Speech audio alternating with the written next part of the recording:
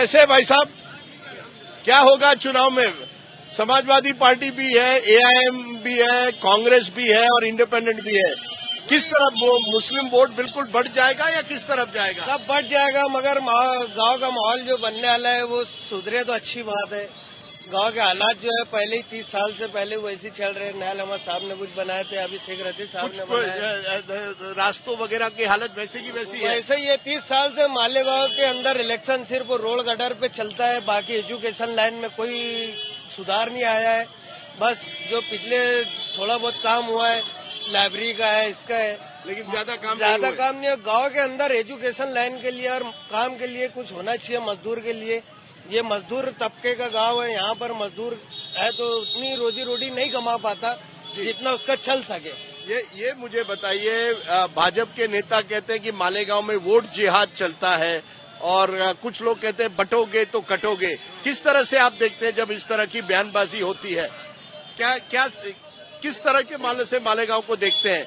मालेगांव को एक मालेगांव की तस्वीर बन गई है, यहाँ ब्लास्ट हुए इसलिए ये आतंकवादियों का गढ़ है। किस तरह से जब इस तरह की बात होती है? नहीं, कोई और बोलिए, क्या है, किस तरह जो बोलते हैं आतंकवादियों का गढ़ है?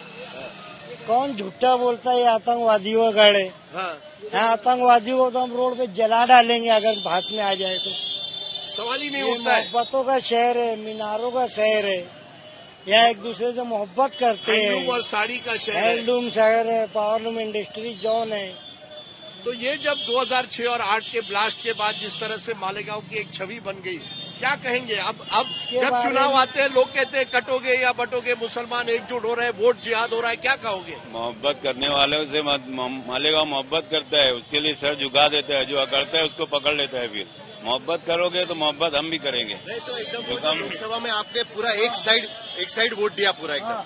वो कहाँ से हो गया? ऐसे कहाँ से हो गया? अब तक तो कभी नहीं दिया। सरपरस्ती में चलते हैं हम, उलमा की सरपरस्ती में चलते हैं। हमारे उलमा जैसे बोलते हैं, हम मिल्लत में जो फायदा होता है उसके मिल्लत के हिसाब से जो फायदा होता है उसके हिसाब से हम लोग काम करते हैं। उलेमा से बोला था नहीं, बरकत है। सेकुलर जो सेक्युलर का मतलब क्या है? अभी इस कंस्टिट्यूंसी में एआईएमआईएम का कैंडिडेट है, यहाँ समाजवादी भी है, यहाँ कांग्रेस भी है, यहाँ एक निर्दलीय भी है, सब मुसलमान है। उनमें से सेक्युलर कौन है? कौन डिसाइड करेगा कौन सेक्युलर है? हर कोई पार्टी बोलती है सेकुलर है, ये तो आने वाला वक्त ही बताएगा। सेकुलर हर कोई बोलता है कि हम सेकुलर है, हम सेकुलर है। नहीं, ये कहा जाता है मुसलमानों को इकट्ठा करने के लिए मुस्लिम वोट बैंक बनाया जा रहा है। ये भी एक जिम्मेदार शहरी, हमने जिम्मेदारों से बात करें, आपको समझ में आएगा कि ये जिम्मेदार क्या बोलते हैं। ये मुझे बताइए, सेक्युलरिज्म नहीं, सेक्युलरिज्म का अर्थ क्या है? सेक्युलरिज्म जब ये कहते हैं सेक्युलर पार्टी को वोट देंगे, सेक्युलर का अर्थ क्या है? सेकुलर का अर्थ तो ये है कि दस्तूर के मुताबिक मुल्क को चले, संविधान के मुताबिक मुल्क को चले और संविधान के साथ हर शहरी रहे, इसका नाम ही सेकुलरिज्म है। सेक्युलरिज्म का मतलब बताइए, और कोई बताइए। सेक्युलरिज्म का ये मतलब है क्या कि मुसलमान इकट्ठा हो जाए? ये जो आप कह रहे हैं ना कि मुसलमान इकट्ठा हो, ऐसा सेकुलर में कुछ भी नहीं है। सेकुलर का मतलब ये होता है हर मजहब के लोगों को साथ में लेके चलने वाला, हर एक के साथ इंसाफ करने वाला, हिंदू मुस्लिम किसी में कोई फर्क ना करे। तो कौन सी पार्टी है? एआईएमआईएम वो पार्टी है, समाजवादी है, कांग्रेस है, कौन है? आप जो बोल रहे हैं ना पार्टी, हम पार्टी नहीं देखते, आप व्यक्ति देखते हैं। हाँ, व्यक्ति देखते हैं। कौन सी जहनियत का कौन सा शख्स है?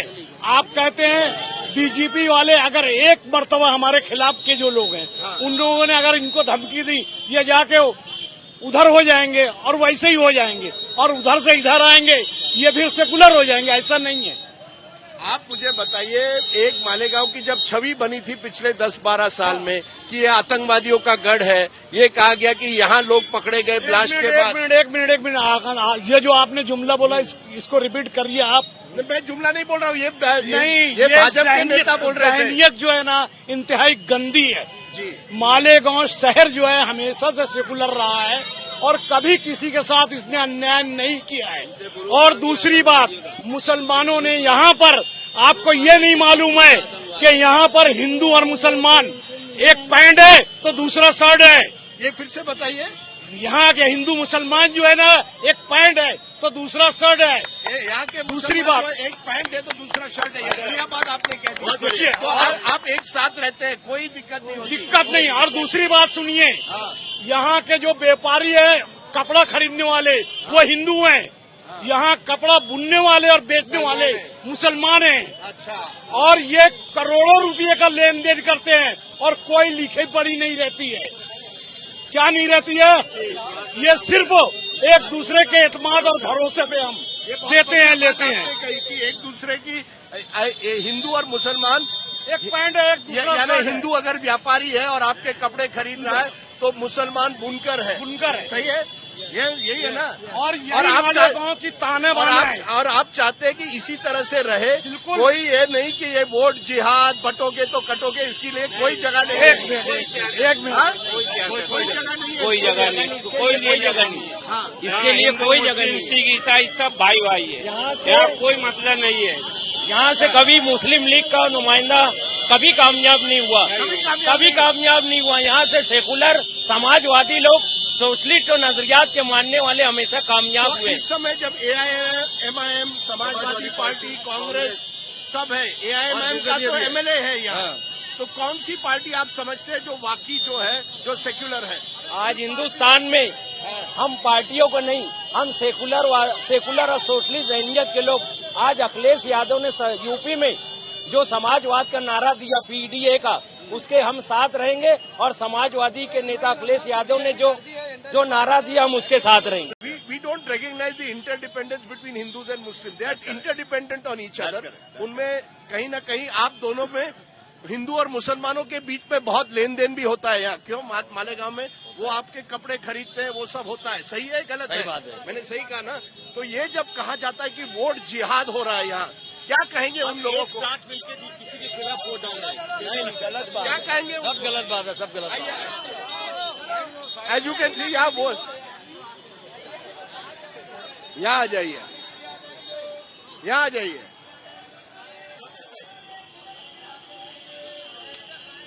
ये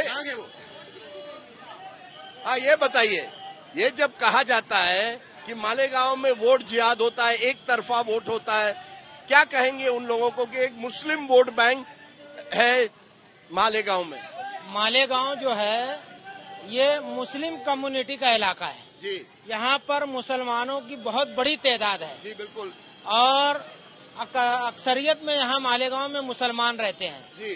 तो जिसकी वजह से मुस्लिम उम्मीदवार हमारे जो उलमाए किराम हैं, पार्लियामेंट में ये जो फडणवीस साहब ने ये बात कही है जी।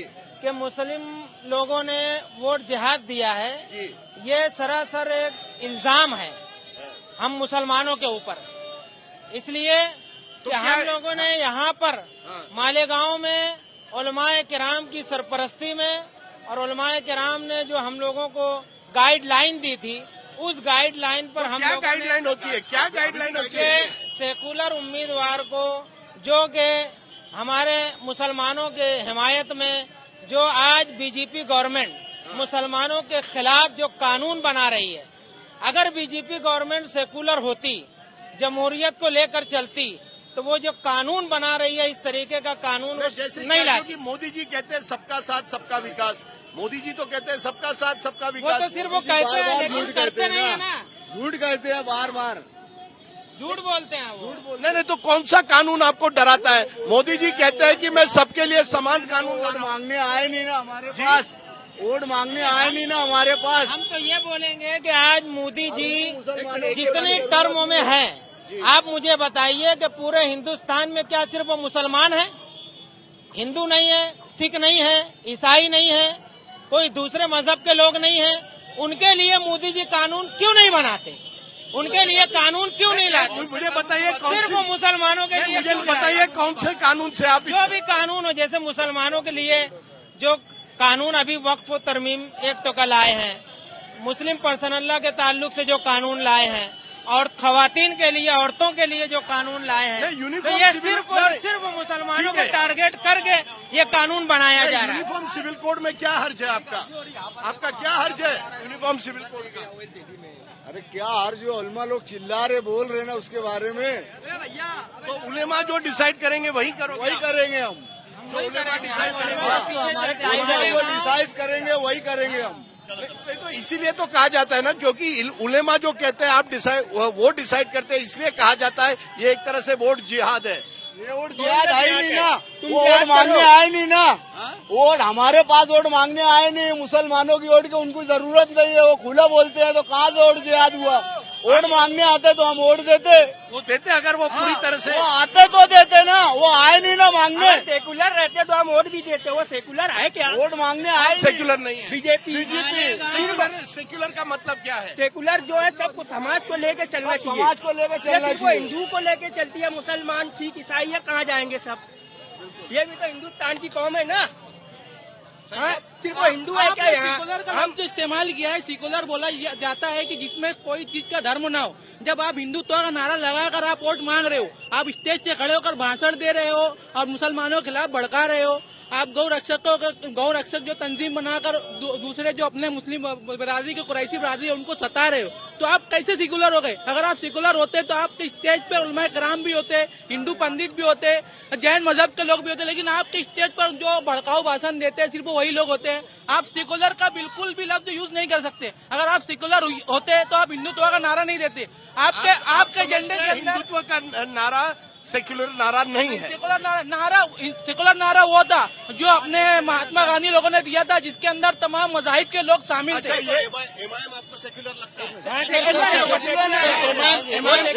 आप इमाम के बारे में बोल रहे हैं, मैं उसकी आपको वजाहत कर दूं कि हाँ नहीं सेकुलर है, नहीं कैसे का नहीं है, सेकुलर है।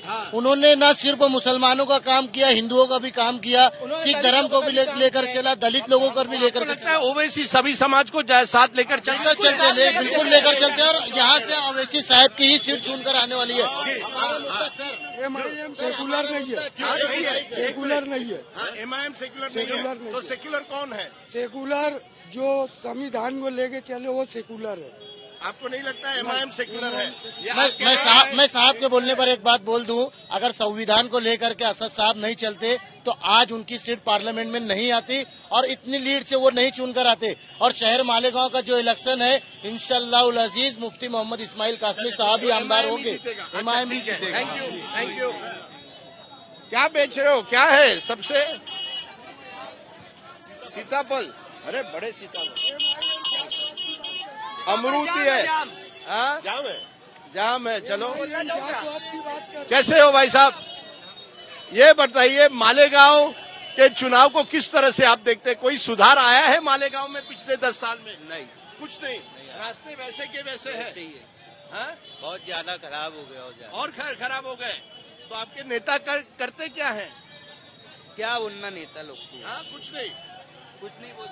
कुछ नहीं बोल सकते, पर कोई सुधार नहीं हुआ है। या स्कूल, अस्पताल, कुछ नहीं, खाली वादा लोगों के पास, हाँ?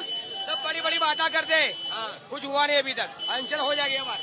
तो ये जब नेता यहाँ आकर बटोगे तो कटोगे या वोट जिहाद की बात करते हैं, सर यहाँ ये नारा नहीं चलेगा, ना कटोगे ना बटोगे, यहाँ सब साथ में चलेंगे। जो आपको सब साथ में लेकर चलेगा वही करोगे।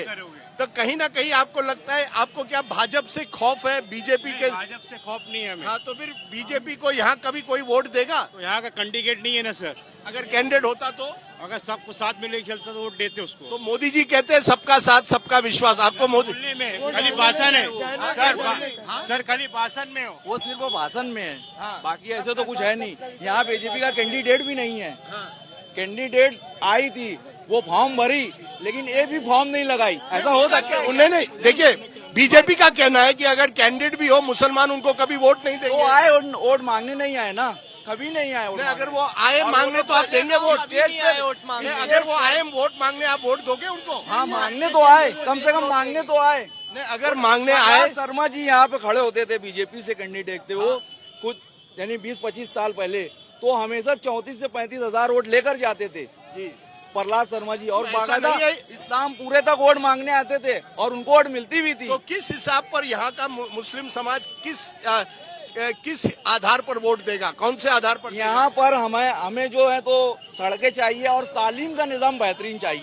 तालीम चाहिए और सड़कें चाहिए, क्योंकि सड़कें होंगी तो रोजगार खुद ब खुद पैदा हो जाएगा और तालीम होंगी तो आगे तक लोग खुद चले जाएंगे। तो आपको किसी की कभी जरूरत कभी नहीं तो पड़ेगी। आपको कभी गुस्सा आता है जब लोग बाहर से कहते हैं मालेगांव में आतंकवादी पलते हैं, मालेगांव में वोट ज्यादा होता है।